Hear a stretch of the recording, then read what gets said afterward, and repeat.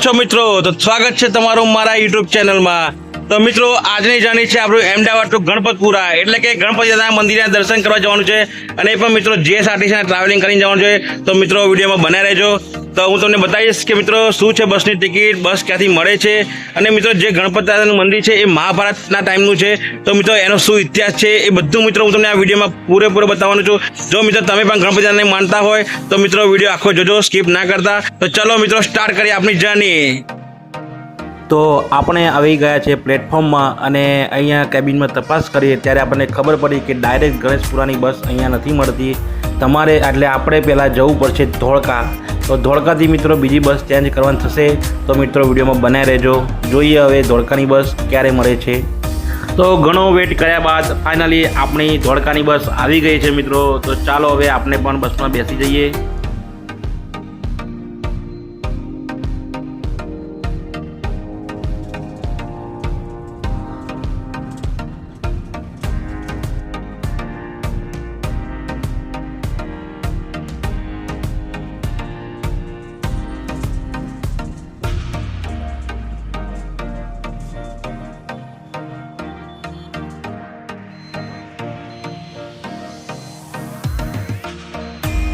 તો આ છે મિત્રો ધોળકાનું બસ સ્ટેન્ડ, આપણે ધોળકા પહોંચી ગયા છે। હવે અહીંયાથી આપણે ગણેશપુરા માટે બસ ચેન્જ કરી।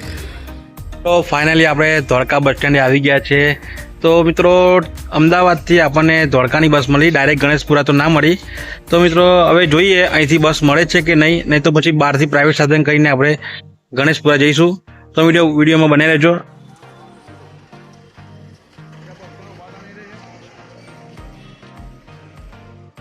પૂછપરછ કરી બસ તો નથી મિત્રો, 3 કલાક પછી છે એટલે એટલો બધો તો વેટ કરાય એવું છે નહીં। તો જઈએ હવે બહાર, જોઈએ શું પ્રાઇવેટ સાધન મળે છે કે નથી મળતું, કેમનું છે બધું, જવાનું તો છે જ મિત્રો। તો ચાલો હવે બહાર જઈને સાધન કરીએ અને જઈએ આપણા ગણપતિ દાદાના મંદિરે।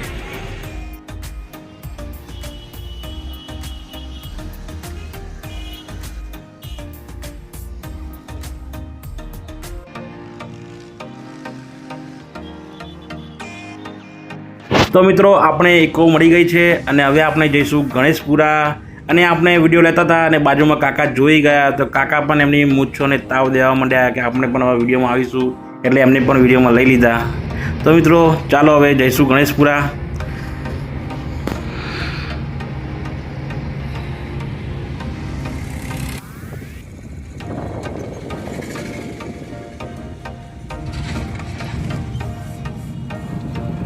મિત્રો આપણે પહોંચી ગયા છે ગણેશપુરા અને આ છે ગણેશપુરાનું મિની બજાર, એટલે કે અહીંયા તમને ઘર માટે નાની મોટી દરેક વસ્તુ મળી જશે, નાના છોકરાઓ માટે રમકડા મળી જશે અને વધ ચોથના દિવસે આ બજાર સારું એવું ભરાય છે મિત્રો।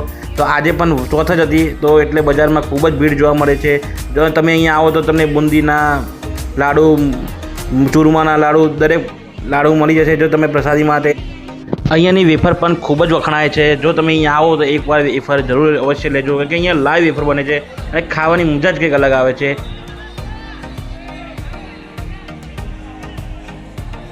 તો આપણે દાદાના સાનિધ્યમાં આવી ગયા છે અને મિત્રો આ ગણેશપુરા મંદિરની વાત કરું છે તો ધોળકાથી 25 કિલોમીટર અને અમદાવાદથી 60 કિલોમીટરના અંતરે આ મંદિર આવેલું છે।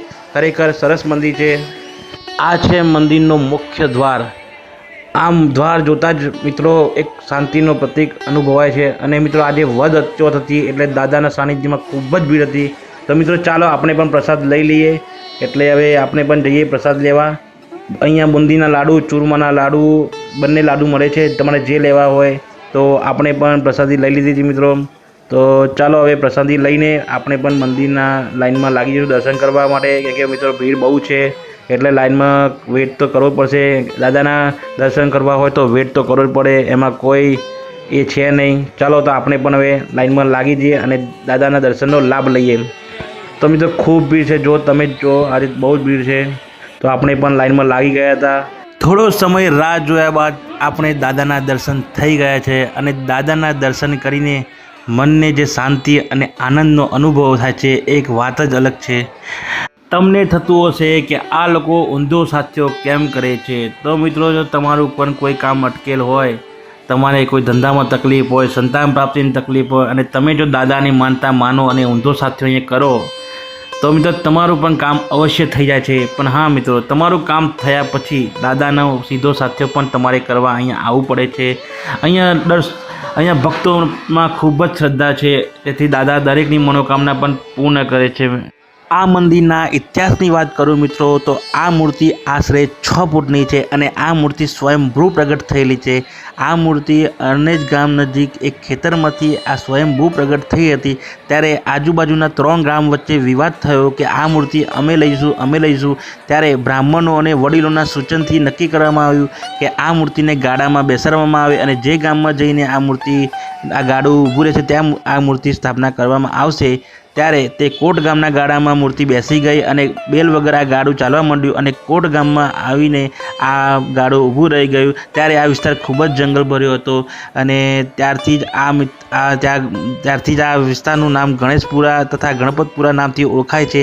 અને આ મંદિરની વાત કરું તો મહાભારતના ટાઈમનું આ મંદિર છે. અહીંયા જ્યારે પાંડવોનો 14 વર્ષનો છુપાવો હતો ત્યારે તે ધોળકાની પાઠશાળામાંથી અહીંયા સુરંગમાંથી આવીને તે દાદાની પૂજા કરતા હતા. જો તમે પણ ના આવ્યા હોય તો એકવાર તમારે પણ આ મંદિર જરૂર અવશ્ય આવવું જોઈએ. અને અહીંયા મિત્રો મંદિર તરફથી ચાની અને ભોજનની પણ ફ્રી સેવા આપવામાં આવે છે. ચાલો આપણે અન્ન ક્ષેત્રમાં જઈએ. તો મિત્રો આ છે દાદાનું વિશાળ મોટું અન્ન ક્ષેત્ર જે નવું બનાવવામાં આવ્યું છે.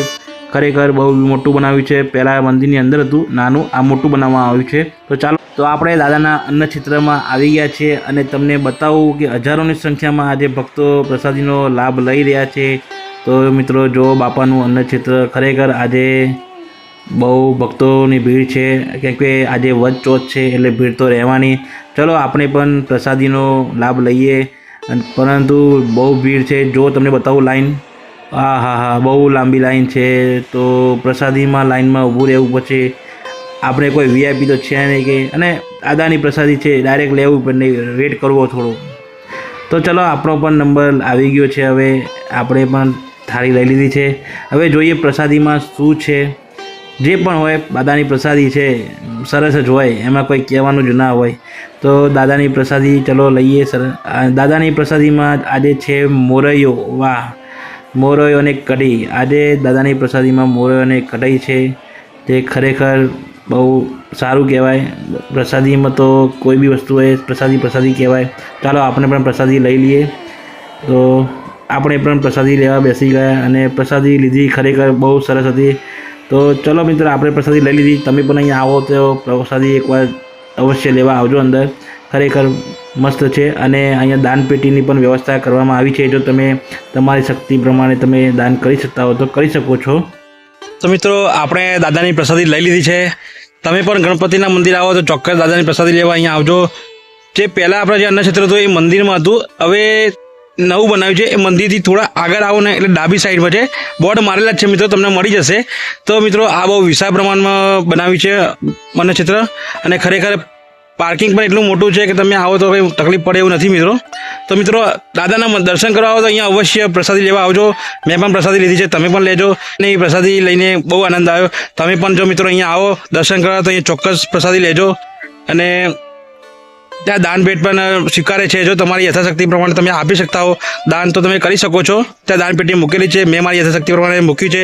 તમે પણ મૂકો તો મૂકી શકો છો. આજે વદ ચોથ હતી મિત્રો, એટલે દાદાના સાનિધ્યમાં ઘણી ભીડ હતી. આમે મહિનાની વદ ચોથ હોય કે અંગારક ચોથ હોય, રવિવારે મંગળવારે, એવા અમુક દિવસે દાદાના સાનિધ્યમાં ખરેખર બહુ ભીડ હોય છે. અને આજે પણ તમે જોયું વિપુલ પ્રમાણમાં ભીડ હતી. તો મિત્રો પણ ખરેખર દાદાને આજે જે દર્શન થયા છે એ ખરેખર મનને શાંતિ આપે છે. અને આ મંદિરમાં આવીને ખબર નહીં મનને શી ખબર શું શાંતિ મળે છે, મજા આવી જાય છે. મને અહીંયા મંદિરે વારંવાર આવવાનું મન થાય છે. હું ઘણી વાર આવું છું મિત્રો, પણ આજથી આપણે વિડીયો બનાવવાનું સ્ટાર્ટ પણ કર્યું છે મિત્રો. તો આજે મિત્રો મારો ફર્સ્ટ વ્લોગ છે. તો મિત્રો કેમેરામાં બોલતા પણ ઘણું મને થોડી તકલીફ પડી છે. તો મિત્રો માફ કરજો કંઈ ભૂલચૂક હોય તો. પણ મિત્રો મારી ચેનલને સપોર્ટ કરજો પ્લીઝ, મારી ચેનલ સબસ્ક્રાઈબ કરજો. જય માતાજી મિત્રો.